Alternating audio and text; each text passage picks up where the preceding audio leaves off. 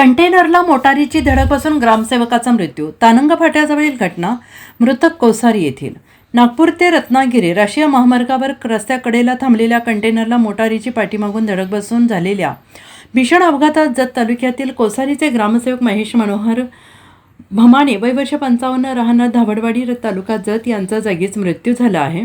हा अपघात एवढा भीषण होता की मोटारीचा चेंदामेंदा झाला. महेश भमाणे हे कोसारी येथील ग्रामसेवक म्हणून कार्यरत होते. शासकीय कामानिमित्त ते मोटारीतून मिरजेकडे जात होते.